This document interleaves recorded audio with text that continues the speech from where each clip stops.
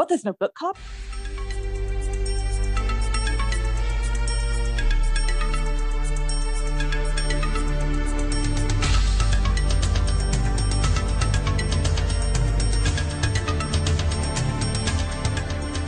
Hey everybody, and welcome to Vassals of Kingsgrave. My name is Bina 007 and I'll be your host today. And we are going to discuss the first season of the Showtime TV series Yellowjackets. Today I'm also joined by Thomas. Hello, Thomas FT Ward on the internet, I guess. And by Matt. Hey, how's it going? Very good. Okay, so let's, in time-honored tradition, go around the table and give our lemon cake ratings for season 1. Matt, do you want to go first? Lemon cakes? That seems like not the correct food item for this show, but what, jawbones, thigh, leg, femurs? I don't know. What would you like to go for instead? I hadn't given any thought. It's been so long since I did one of these. I hadn't given any thought to it, but yeah, bare legs. Yeah. Mushroom stews, I don't know. Spiked carafes of mushroom wine and fermented beer, maybe. Okay, Matt, what's your rating? And we should say, dear listener, that we are obviously going to spoil the show. There's no ancillary media to spoil, but yeah, you should have watched it before you listened to this. Over to you, Yeah, Matt. so I would recommend, if you did you want to say what it was first, and then maybe we could just recommend people if they wanted to actually watch it first before coming back. So I think the way it's being described is sort of Lost meets Alive. Basically, it's a show that's set in 2 timelines. We have a high school women's soccer team that are flying to a tournament. There's a plane crash and they get stranded in the Canadian mountains, I guess. And the idea is that they're stranded for so long that at some point in an opening teaser, they resort to cannibalism. And you fast forward in the second timeline to the present day, where we now see the surviving high school soccer players in the present day dealing with that trauma in various ways and being blackmailed by someone who claims to know what really happened out there. So obviously in the contemporary world, people are fascinated by what happened to the survivors, how they survived, was there cannibalism? And that's the mystery we're trying to solve, both what happened in the past tense and who is responsible for the blackmail in the present tense. Good summary? Anything else we should mention? Oh, it's very good. Cool. So go watch it because it's fun, it's cool. And it's worth saying that even if you're sort of not necessarily into that kind of story, if you are into 90s nostalgia, I was very much a teenager in the 90s. The music, the fashions, so glorious. So it's worth it for that alone, I feel. Okay. So over to our mushroom lace jugs of fermented brew. Who wants to go first with a rating? I can start. It's fine. Probably around 4.5. That seems 4 is kind of like my average for pretty good stuff. And this was definitely above that.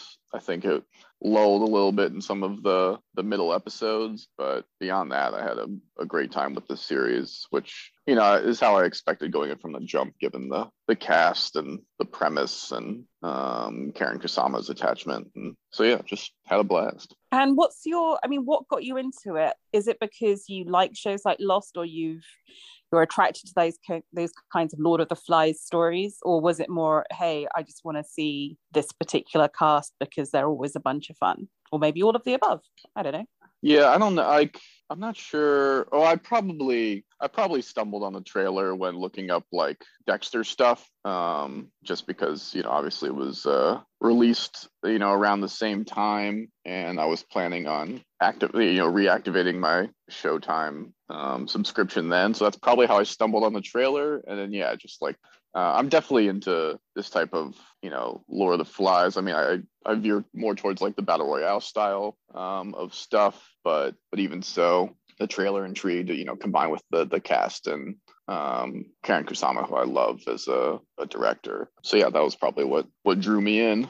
Yeah, that's fair. So what have you watched of hers before that made you want to watch this on the back of the director's name? It is, the film I believe is called Destroyer. And was it Jennifer's Body, the Megan Fox Amanda Seyfried, kind of like old school horror film. Oh, is Destroy the one where Nicole Kidman plays the cop, but like not the cop, but she's aged up. Yeah. Yes. You see, that my husband and I really disagreed on that. We saw that at the London Film Festival, and I know that it's like really well acted and it's a really great film, but something about the makeup I found really, really distracting. So, whereas he didn't. He bought it, and therefore he just thought it was like the film of the year, and why isn't Nicole Kidman getting Oscars? So that's interesting, because I came to it because of the actresses, because I love Christina Ricci. I was really annoyed when the Zelda Fitzgerald thing was cancelled after one season. So I was, really in for that. And then Juliette Lewis, I think, is just always great value. So I came to it for the people. I actually didn't like the idea that it was being marketed as a sort of Lost type show, because I didn't watch Lost, but so many of my friends did. And so many of my friends were bitter about it. So I almost wasn't going to bother watching it. And then the sort of the Twitter buzz began, and I listened to a TV podcast by the Hollywood Reporter called TV's Top 5, and they were going on about how amazing it was. And it happened to be for free, which is always the best reason, right, on my satellite provider. So I was like, fine. And I was just immediately hooked. So I'm going to give it a 5 out of 5, because I don't think there's anything I would have changed in the first season. I mean, even the things that kind of didn't work and were stupid, like there's no book club, were just instantly memeable and brilliant. Like that's stuff a 5 out of 5 moment, I think. Exactly. The stuff that was so terrible and so misjudged, the tone was kind of like of itself brilliant. So, Thomas, how about you? Oh, so I thought I was like the evangelist for the show, and I was gonna give it like a 4 out of 5, and you guys both, I think, might like it more than me, which is great. I kind of binged the first 5, so at some of the slow stuff maybe I didn't have to deal with in the same way that I think Matt dealt with. But for me, it was more of a fun show. Like a 5 out of 5 is, or maybe even a 4.5 out of 5 is something that is more serious, where you can certainly take the show seriously, and I do, but for me, it's just more of a fun kind of rabbit hole kind of TV show to go down with some, campy stuff with Christina Ricci in the present is a super fun but hard to take it seriously character, even though she's deadly. But so yeah, I would give it something like a 4, maybe a 4.2 or something out of 5. And I came to it. For you, like Chernobyl might get a 5 because it's serious, but like something silly can never get a 5. So would you like a Ted Lasso can never get a 5 for you? Or I don't have Apple, so I've never seen Ted Lasso. But like Arrested Development would be a 5 on its best seasons. I can see how you think it's more. I mean, it is a bit silly. I just like there are characters I don't like. There are plot lines I'm not crazy about. Oh, okay. And maybe they'll resolve stuff. But for me, so it's not like a perfect show. It's not a show I take super seriously, even though I look forward to it, or had looked forward to it once I finished binging. So I don't know. I wouldn't give it a 5, and I'd struggle to give it a 4.5. But it's super fun. I would recommend it to anyone. I mean, it is probably worth pointing out to the listener that I did watch episodes 1 through 8 pretty much all in a row in one day. Oh, that helps a lot. Yeah, which really helps. Yeah, because I started from the jump, like just one every week. And yeah, I mean, episodes like, I don't know, probably maybe 5, 6, 7. I'm not keeping track specifically, what the individual episodes are, but yeah, somewhere in the middle it's just like we need to get to episode 9 already, please. Yeah, it has a little bit of that. And then there's characters that are like basically Yellowjackets number 4, just in the background. They've been named. I don't know if like 2 seasons from now they're gonna make them. I don't know. I wish. Yeah. So for me, I'm more comfortable like in a 4, maybe a 4.25 range, I guess. I feel it has the capacity to go to a 1, because I really hope that the showrunners have worked out the mythos and what they want to do with it. Otherwise, this is going to go like Lost or Battlestar Galactica, or and they actually reference that in the showrunner spotlight interview, where they're like, we're conscious of how people were pissed off with Lost, so we do have a plan. I'm like, yeah, but do you? So even for me, like Westworld, I felt like oh yeah, Westworld lost the plot. I don't know if you guys are. I quit watching it a while ago, but like I quit watching it. Yeah, for me, it kind of kept moving the goalpost and changing characters. So like we're invested in this character, and then all of a sudden they'll say or do something that after 2 years seems totally out of character. And it's like, why am I getting involved in this if you're just gonna change stuff and go for like shock moments? So hopefully they've got it planned out. I agree with Bina completely. It's got a low floor. It could drop at any moment, but it's super fun through the first season, in my opinion, and it sets up enough mysteries, and I'm interested enough in the core characters still to really be looking forward to what they go for in season 2. The thing that gives me some hope is that the showrunners do seem so scared about not resolving things, and I think arguably they feel they've resolved more than people think they have in season 1. Like there was this hilarious moment in one of the podcasts I listened to where the showrunners were like, "Oh no, that character is definitely dead. Did you guys not I mean, like, stop making up theories." And so, like we made it very clear that she froze outside of the thing, and yeah. Well, I mean, they do, like with Van, they bring Van, in my opinion, back from the dead. I agree. Like she's actually dead, and they bring her back, which is absurd.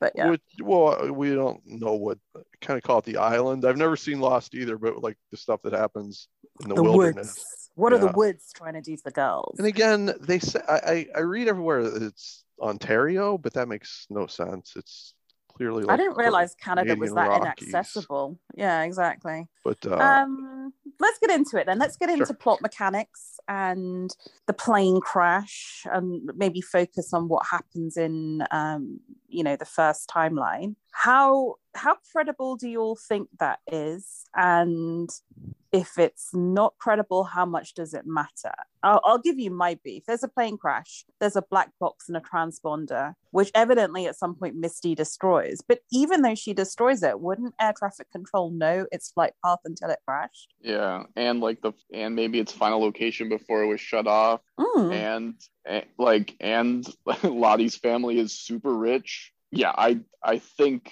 it falls apart if you put it under the microscope. I did kind of just stop caring about it. It's something that bugged me the first 3 episodes or so, but I was just like, yeah, whatever. I guess for me, there's a supernatural element where I can say, in this bubble of this place, maybe things that should apply, laws of physics and stuff, don't necessarily have to apply. Yeah, as if it's like a Bermuda Triangle that the navigational signals would have stopped before you entered this space. But yeah, I think there's something going on in these particular woods that they're at that what we would normally think should apply doesn't necessarily apply, and then that's kind of if you're going to get hung up on that might be a reason not to watch. Yeah, but I was having too much fun with it to really let it bother me. Every now and then, if I was bored, it would bug me.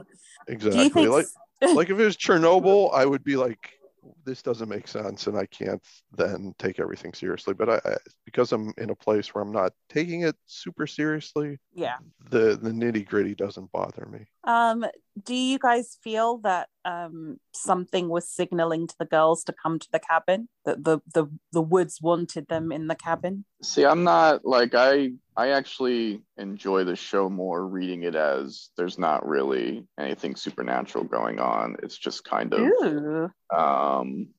of like fear and survival and all that other stuff. Like it's just people building stuff up in their heads and just being desperate and trying to find ways to survive and all that. Well, that's definitely, I think, something the show's exploring is like Lottie is either consciously or subconsciously building this kind of religion or whatever, and like your faith in what's going on is ultimately what you decide, what the cause and effect is. But to me, there's, I don't know, there has to be something supernatural, because like bears don't just lay down and die and stuff like that. There's too much to me that there can't be something supernatural at this point. Although I do like the idea that they're exploring, especially I think in the Thaisa character in the present day, how much it's kind of a post-traumatic coping mechanism and how far it genuine is that she's multi-generationally in a family that deals with, you know, the occult and voodoo. So it's going to be interesting. And I think that they've got to be careful, haven't they, in the Lottie character? Yeah. They, you know, the idea of someone with mental health issues who was previously on medication coming off them and then exhibiting characteristics that people interpret as, or interpret by themselves as prophetic, whatever, is, you know, you're given society's checkered history with interpreting mental health as, yeah, I hope they're very aware of that and tread a line that isn't exploitative in any way. But I called Lottie, I'm very proud of myself for saying she's going to end up being the sort of the high priestess of weirdness and cannibalism. So do you think she is the antler queen? Yeah, I think so, very much so. And I thought that from about, you know, Discord channel will be my witness. I think I called that about like episode 4 or 5. So yeah, I think very much she is antler queen. In a way, I hope there's a bit of both, because I think it is quite fun to play with that supernatural element. But I also hope that some of it's misdirects from, I think in the present day, it's quite good at looking at what trauma does to people. And that kind of makes it interesting. Who else do you think survives? I mean, like the two main, I mean, obviously we know that Lottie's still alive now, and really the other person I want to see in the present timeline is Van as like part of a cult as well. Like those are kind of I don't really care much about seeing any of the others in the present timeline. Yeah, with Jackie kind of confirmed dead. I mean, do we care about like Mari, and I guess Javi is the only one that's like could be interesting. So the showrunners have confirmed that he isn't the stalker boyfriend in the present day, which doesn't mean he can't be alive. But yeah, maybe he's part of the cult too.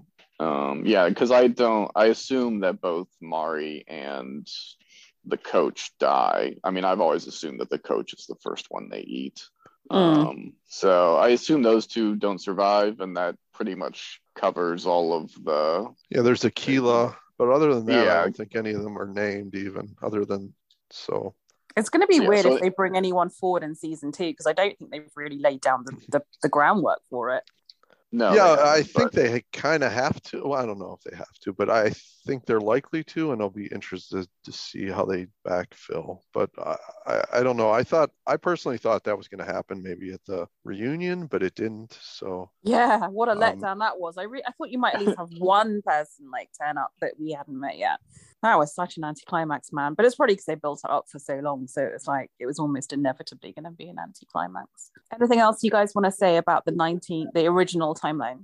So I think I'm probably alone that Jackie was my favorite 90s character. And I love how useless she was in the present day. I like the idea that a leader turns out not to have leadership qualities. I thought it was super interesting. She ended up being like the weakest one in this different environment, and how that played out. I was hoping she'd live longer, and we'd maybe see her kind of like start a resistance with some of the unnamed girls or something. But breakaway faction. I mean, I think that's going to be Thaisa probably. That kind of leads the other clan. Yeah, who's going to follow her at this point though? After disaster, right? Yeah, I mean, no one. Like, I think it's gonna. I don't think the break happens until end of. I think they're mostly gonna follow more of Lottie's stuff through season 2, and I don't think the break would happen until the end. I guess she could get May Nat and Travis and Shauna, I guess, which are the important ones. But I can't see her getting it when Van is kind of lost to her now. Mm-hmm. Oh yeah, but obviously since they still haven't eaten anyone yet, like that's gonna be the next big proving point. Yeah. And that seems like a season 2, episode 9 or 10 type of. Oh, I hope they get to it sooner than that. I mean, I think part of the disappointment around the finale of season 1 is people thought they were going to get to it then. Yeah. The twins' disappointments were no cannibalism and then no new reveal at the homecoming. So yeah, it'll be. Do you think there'll be?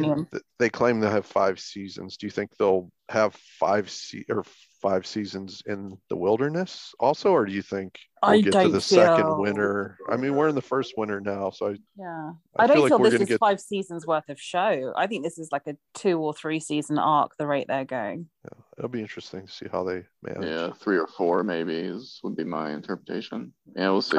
I hope it's not 5 seasons.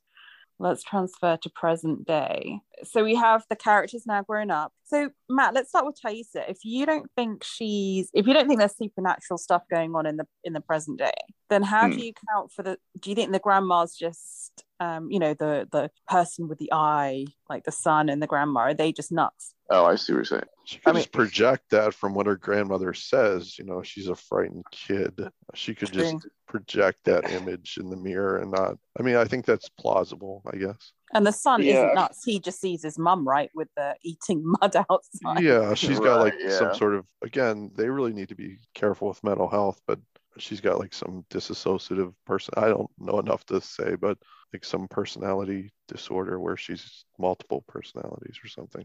Yeah, it's almost easier if it is supernatural, because otherwise it's really scary, and it's sort of not scary, but scary how they're going to handle it, and it does worry me. I think more my what I'm trying to say is that I don't, with regards to supernatural, is I just don't think there's anything really like concrete about it. Like we're gonna see a specific like spirit or something like along the lines of the smoke monster and all that from Lost. We've seen Ghost Jackie already, and I think that's probably something that's going to continue both in the past and in the present, I think. But again, that could be just adult Shauna just projecting her guilt. Yeah, guilt manifesting. It was kind of nice that she definitely died, because it made so much more sense what the obligations Shauna felt to her family in the present day. It just was like, okay, now I get it. It's just huge quantities of guilt.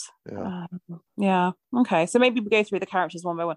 Thaisa was really funny because like the first few episodes I watched, I was like, wait, so there's like a lesbian black woman who's standing for office in America. Anywhere in America is that likely to be viable? I mean, not just America, I mean my own country. I was thinking, no matter how progressive we are, has that ever happened? I mean, I don't know. So that stretched credulity to me. But like a state, I don't know if it could happen in a state, but I mean, like certainly like in a congressional district, I think you could do that. But and I don't know if even in New Jersey that would fly as a state office. Yeah, I mean, I'd like to think it could, but I don't know. But God bless her. But I really committed a blood sacrifice, so she just wins. So it doesn't matter. Yeah, exactly. It doesn't. People don't need to be progressive when you've got mystery cults on your side. Yeah. I really like the idea though, and I love the actress who plays her in both timelines, or the actresses who play the character. I think it's really nice to see.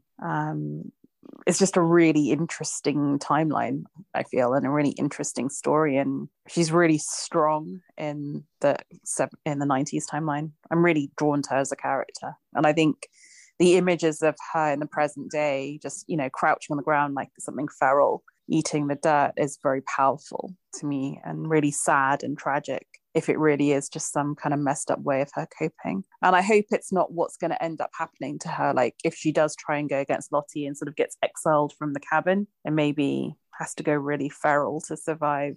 I don't know. But yeah, thoughts on Thaisa, boys and girls? Yeah, there are parts of her storyline that kind of bored me, but I think ultimately she's really good, and like she has moments, like really strong character moments where she's talking like about how she basically got everything she wanted in life anyway, and it still wasn't enough for her, and she's still kind of empty, and that's why I think she might be like Wendigo spirit, because she feels like she's just needs to keep achieving and getting things, where when she was talking to Shauna's like didn't get anything she wanted out of her life, but Thaisa got everything she wanted, and she's still not content.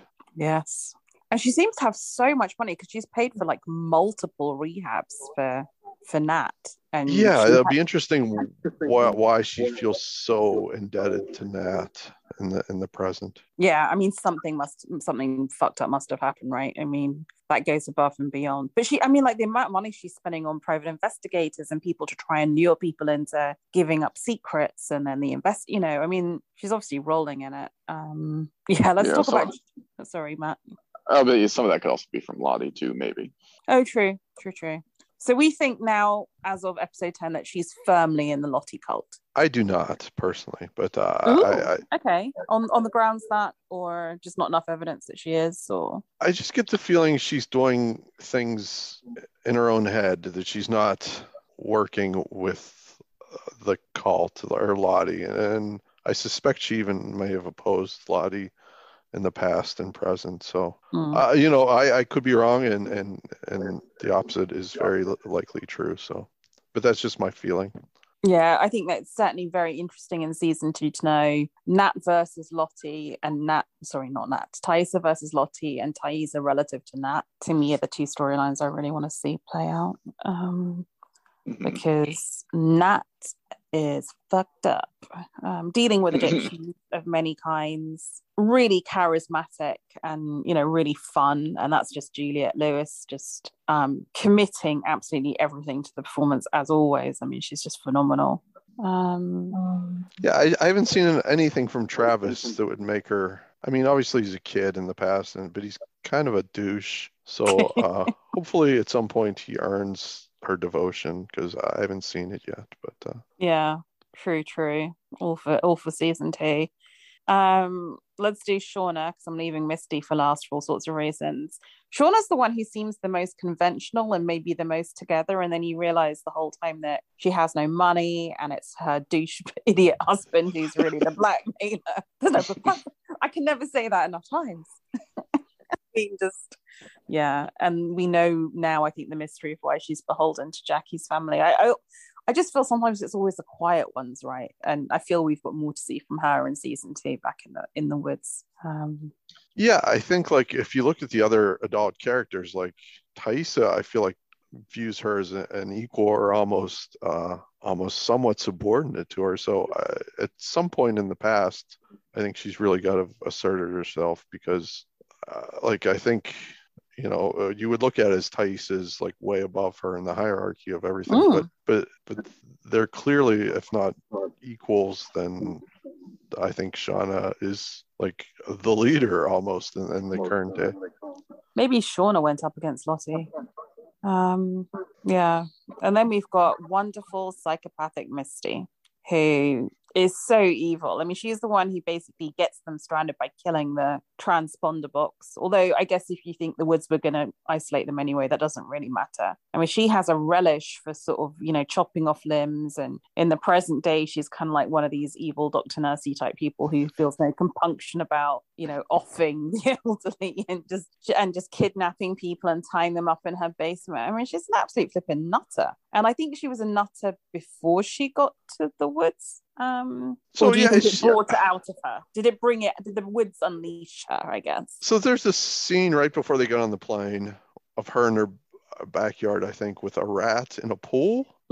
Is she watching it drown, or is she playing with a pet rat? I couldn't.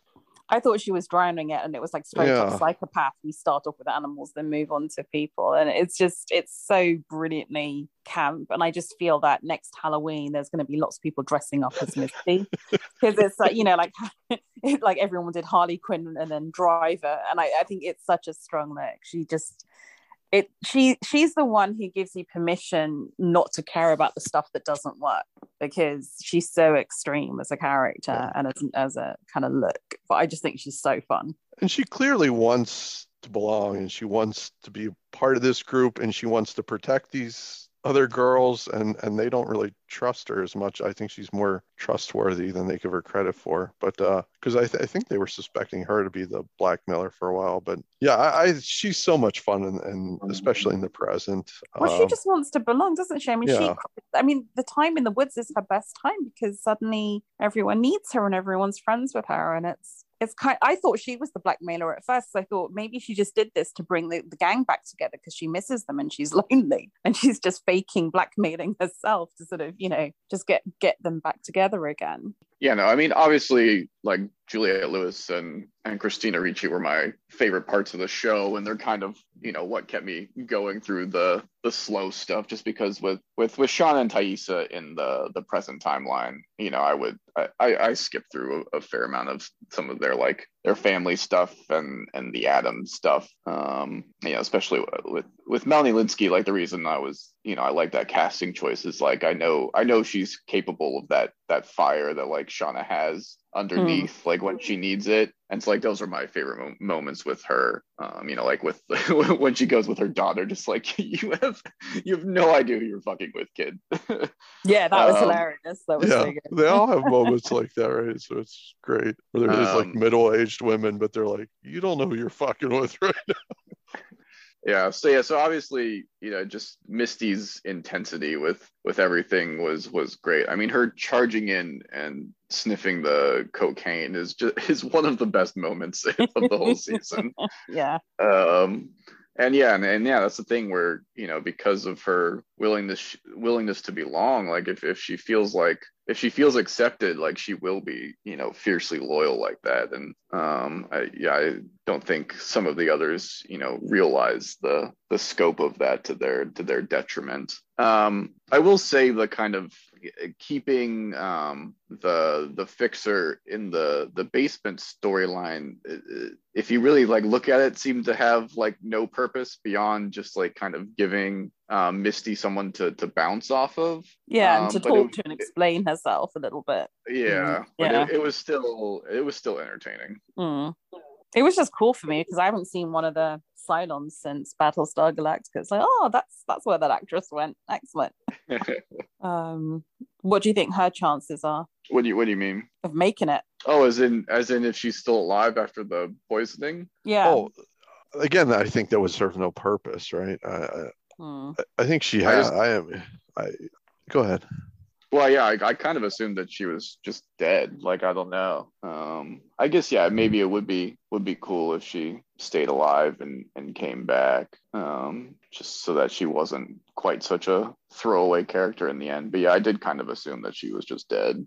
So would I normally. It's only after that whole van thing where it's like, how do you get your like half your face mauled and still be alive? Come on, it's like.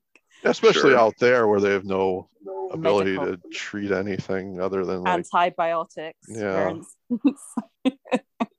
Oh, hilarious. Anything else we should say about this show? Do we want to talk about production design and costume and music? Yeah, the music's great. I mean, especially I feel like the first episode, they really throw a ton of money into the music, I'm guessing. But even throughout, the music choices are really interesting and appropriate and really fun if you're alive in the 90s. Yeah, really propulsive and definitely, it just felt like such a good mixtape. And I just think the way they even do, as someone who was definitely, I guess, the same age as the characters when they go on the plane. I think I am contemporary with the characters, and just even some of the hairstyles and the way they do the makeup and stuff, I was like, oh yes, I wore that, I did that, I was that person. It just feels incredibly well observed to me, and I'm guessing the showrunners are the same age too, because it just feels so spot on. Yeah, 100%. And kind of the score goes along with that too. Actually, what I would compare it to is something like Wind River, which is it was a film that had a very man versus the elements themes to it, and yeah, part of the score of that just felt very tribal and primal and primitive, kind of the same way that it does here with people kind of just wandering through the wilderness. We're in a great time for scores. I mean, the White Lotus had a ridiculously good score, right? And I just think there's some phenomenal TV score work going on right now, and I think it's filmed really nicely. Like it's more interesting than the typical week by week kind of schlocky drama.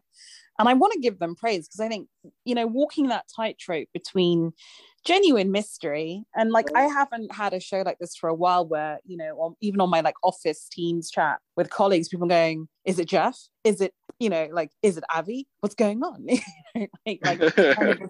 That's kind of been fun. And I think in a way the episode of the week has helped that, because it gives it time in between episodes for people to get into that stuff. So it's really well made, and they do manage to walk this tightrope of having really serious moments, but also just the hilarity, but one doesn't really seem to undermine the other. It's just a bunch of fun. So I really enjoyed it.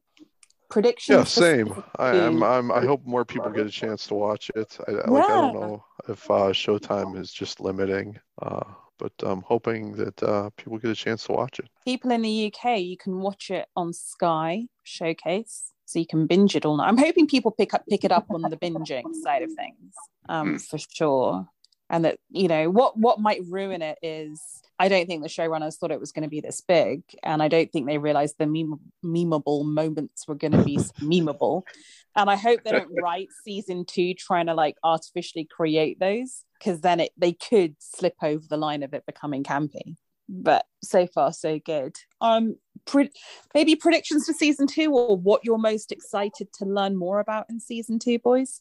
A big one is just more adult casting for some of the they have I think that's really good marketing opportunities for them, like with good casting and stuff. Who plays Lottie? Yeah, who plays Lottie, or who plays Van, or something like that. Well, poor person who plays Van, unless Thais is paid for huge reconstructive surgery. Lottie, I think Lottie's more rich than any of them. Yeah, that's true. I'm interested to see kind of Shauna's development now in the past, I guess, and I guess I'm interested to see what the direction of the cult in the present would be. My two things interesting me the most for season 2. Why, if you think it is a cult, and if you think they are nefarious, why do you think Thaisa seeks political power? I think because she's always needs something more. So it's not to use it for particularly nefarious ends. It's my opinion is she's separate from the cult, but I could be very much wrong about that. Yeah, I think you're right. I think it's ambiguous. How about you, Matt? What are you looking forward to or expecting in season 2? Yeah, more details about the cult is certainly exciting. Just because I do think, like, if we were really thinking about it, like if Lottie, was still alive, still super rich, and like the leader of a cult in the present this whole time, like her name probably should have come up a few episodes, maybe like by episode 2 or 3 in the present timeline, but we'll let that slide. So yeah, I'm excited for that. And then I'm kind of and then in the past timeline, more of just kind of see where the split comes from, where lines get drawn, and seeing who else kind of steps up. Yeah, I mean the whole cannibalism, like, when is that going to happen? How is that going to happen? Why is that going to happen? If that is a season 2, which I think we have to get at least right up to the brink of that, if not past it. Yeah, I feel like they need to, that needs to be part of season 2 to keep people, because I think they introduced that in the very first scene, and I think there are some people where that's like what they're most in. It's not really what I'm most interested in, but I from just looking at like Reddit and stuff, I think there are some people that are really interested in the cannibalism. I mean, you create an expectation, you put it in the opening credits. So I mean, at some point you're at ease. Do you think they'll pick up from where they left off in both timelines, or do you think there'll be a time jump? Maybe a little jump in the past, but I think the present probably picks up fairly close. Yeah, that sounds right to me too. Because Nat's been kidnapped, so like that's going to be a pressing issue. True. You're probably right. And actually, they weren't away for long enough that if they're gonna spin this out over 4 or 5 seasons, they probably do need to just do it continuous, even in the past, right? They don't have enough months to start skipping over stuff, I don't think. Right. Yeah. I mean, it's gonna be winter. Like that's gonna. Do you think they'll introduce any like a third timeline, like a 1998 or whatever timeline, when they're just discovered? That would be very cool. Or do you think they'll just keep going from like Arrow? I don't know if anyone's seen Arrow, but where the past each season progresses a year or something, where they eventually, like season 4, they're dealing with when they first get back as kids. I mean, or it is something like that. expensive, isn't it? Because you've got to do yet another time period. Like, apparently, when the showrunners first pitched it as a TV show, the original time period was the 70s, and then the current was the 90s. And the TV execs just looked at them like, that's just like why would you do that? That's two sets of period drama. Just like make life easy for yourself, do 90s and now. Interesting. I didn't know that. Just because they love the music of this. I mean, there's so many good looks, and maybe the kind of the plane crash not being discovered is more credible in the 70s technology wise. But yeah, so that was the original idea. I mean, I think they talked about, like, I think there have been an interview or something recently where they talked about that they might show some stuff from in between time, like closer to after they got back. So yeah, we might get to see some more of like Travis and Nat's kind of interactions together with Avi. Cool. Yeah. Okay. I'm excited, but I came into season 1 with, I mean, some expectations, because FT Wood, you were like really excited about it, and you know, it was around that this was like getting really good. I'm very nervous for season 2 because I just don't want it to become lost. But I think even if it were to drift, I think season 2 would probably still be strong. It might be after that, but I do feel they need to show some cannibalism, whether it's the finale or, you know, I think they work towards that, don't they? But I'm excited for it. You know, if season 2 were now, I'd carry on. I mean, I'm all in. 100%. Yeah. I'm really excited for like casting, and that's fun. So yeah, it's a fun show to speculate on and think about, even, you know, and listen to podcasts on, which is I haven't had in a few years. So that's, for me, exactly. It was a ton of fun. I feel all the TV I'm watching right now is the stuff like Euphoria, which is so fucked up and depressing and just like traumatic. And then there's stuff this is too, but it's also fun somehow. And then there's stuff like The Gilded Age, which is just going to be a light, you know, costumey confection of the type that I quite like on a Sunday night. But there's very little that's in the middle that's both dark and funny and silly, but also deals with some quite serious shit. So I feel Yellowjackets really fills a hole, and I do love it. I love a puzzle. You know, I like Agatha Christie novels and murder mysteries. I like something where I have to figure it out. And it does remind me a bit of the early seasons of Battlestar Galactica, where people would be on in the old days message boards saying, "Oh, do you think so and so's a Cylon?" Or "What's the deal with Caprica 6?" And I love that kind of stuff, that community hive mind theorizing. So I'm all about it, I have to say. It's a bunch of fun. Well, thank you guys for jumping on and having a little chat about Yellowjackets season 1 with me. I'm really glad some other people were watching, and I got to talk a little bit with some people. Well, we had to watch it because you were being thrown to the Reddits, and you know, we had to be normal people to discuss this with. So. Yeah, never want that. Yeah, exactly. We have standards. There are flaws. All right, boys. Have a lovely evening, and speak to you soon. Bye. Thank you. You too. Bye. Yep. See you.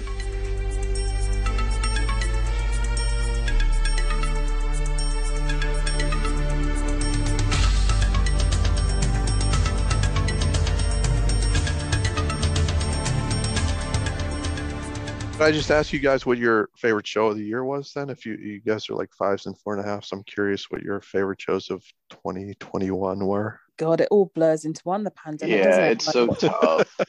What did I specifically watch in 2021? I mean, Curb Your Enthusiasm continues to just be probably my favorite comedy. I really like Dope Sick. Oh, okay. I read that book and I was like, I don't know if I want to watch the show or not. But I don't know. Maybe I'll check it out. It's quite depressing, but it's kind of well done. It features some stunning acting performances. Rosario Dawson, Michael Keaton. It's just top to bottom. Michael Stuhlbarg. It's just really well done. Peter Sarsgaard.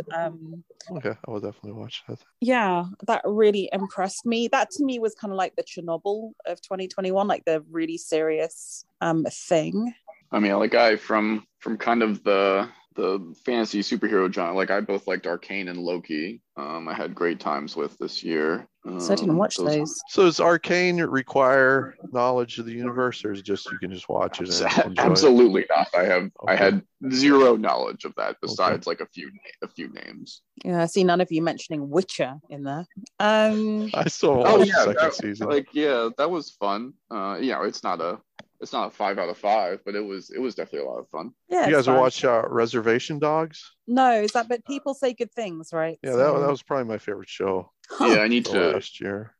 go back to that. I watched a few and but then kind of stopped. I didn't fully get into it, so I need to give Yeah, that the another pacing shot. is not like, it's not compelling pacing, so either gotta kind of click with the characters or not, I guess. But Mhm. Get Back, would that be television or a movie, would you say? I did watch it. I don't know. It's like a mini series, really. I don't It's know. like hypnotic because in some ways it was deathly boring, but in other ways it was just genius. And Yeah. I still can't make up my mind whether that would be 0 lemon cakes or 5. But there were the moments of creativity where you saw a song just get fashioned out of seemingly thin, airy Ether. It's silliness. amazing. Yeah. And it was just like, this is legitimately genius at work. And then there's all the tedium, and you kind of admire them. You think, actually, as much as that seemed to come out of the ether, there's so much craft and hard work to being a Beatle. And then just moments of them, even on the verge of breaking up, so much joint, loving, fun silliness. Kind of, when they're just jamming to other people's tunes and doing funny voices and accents, and just thought, this is a bunch of young kids who genuinely had fun together for a while until they didn't. And then this sort of like seething presence of Yoko, kind of like the Meghan Markle of the. And as I say that, I recognize that I'm falling into all sorts of stereotypes about poor Yoko Ono, and she's obviously. Yeah, I thought she was kind of redeemed about it. I don't know if it's why Peter the hell is she in Jackson's editing. every single Well, because rehearsal? John needs her to like function, I think. That's such a codependent relationship. Yeah, I mean, it's not healthy necessarily, but I think he at that point of his life just required her presence. Yeah, and then poor Ringo just sits there just while this circus occurs around him. And poor Pete Best. I mean, Ringo, at least he fucking. I love Ringo, but yeah, I think he realized. George Harrison, he clearly knows. He just knows. He knows he's mediocre in songwriting and can't handle it. And it's like, just be like Ringo. Be more Ringo. And I think he knows he's equal, and they can't take it that they. I don't know. I feel differently. He's not equal though, is he? I mean, like, he's equal as a musician, as a part of the band, as a guitarist, but he's not equal as a songwriter. I think at that point he's pretty close. Yeah. I don't think he's pretty close. I think he's Ringo, and I think the genius of Ringo, and this is what I took out of it as my mission for 2022, is just be more Ringo. Yeah. Know what you can control, know what you can't. Know your lane. Stay in your lane. Be happy. Ringo's great. You see him now, like he turns up on like the Colbert Show or whatever, late night with Stephen Colbert, and he's still wearing hippie clothes and just saying peace and love. And he's just a happy. He's alive, and he's a happy rich man. And I just feel that there's a lesson there. George Harrison, miserable and dead. What? There's no book club? Yeah, there's no way that, if I went to school like these days or whatever, there's no way I would have gotten out of there without like getting into a serious fight without seriously hurting someone. like I would have responded violently if some of this like shit had happened. So let's explore that. Let's explore that, Matt. So rather than thinking you would have been beaten up on, you think you would have been the aggressor? I mean, I try to be not the first one to throw the punch, but if someone starts a fight, you're going to end it. Yeah, I'm sure I would have had a negative response. Yeah. This is fascinating. This is a whole new side of you, Matt, that I didn't realize existed. Oh. Are you the kind of guy who, if you were in a plane crash on an island, would actually be quite handy, would show leadership skills? Well, no, actually, I don't like to lead. I prefer to someone else to like lead and make the decisions, but like, I would have to agree with the decisions, otherwise I wouldn't follow them. And I would put them out and be like, no, someone better needs to be doing this shit. That's hilarious. Whereas I fear that I would be a Jackie. I'm quite successful in normal conventional society, but if put into a situation where there was no rule of law, no room service, no hairdryer, I'd just crumble. I'd crumple. I'd just be in tears in a ball. I'd be Coach Ben, I think, where I'd be like trying to tell people to do stuff, and they'd be like, "Why the fuck are we gonna listen to you?" Just like, I don't know. the whole dynamic there is kind of interesting with that, but I don't want to take Yeah. us back for another half hour on for wrapping up. This is already going to be an epic after show, which I feel is phenomenally good. And it is the Vok way. What, there's no book club? Have you guys both watched Twin Peaks before I say what I'm about to say? I have, yes. Yeah. Okay, so it was a bit like, I mean, I love that show, but when it was revealed that Leland Palmer had been raping his own daughter and had murdered her, and then he has that weird thing in the jail cell with Agent Cooper where it's very clear that there is a way of interpreting it that he has been possessed by an evil spirit and he didn't have agency. But then there's also a way of interpreting it that it's just incest and it was dissociative personality disorder. And I think those sorts of storylines, I mean, I love Twin Peaks. I just think it's phenomenal. But like thinking about it now, you wonder what kind of a fuss might have been caused around that storyline. So I get quite nervous for it. Yeah, I think. What, there's no book club?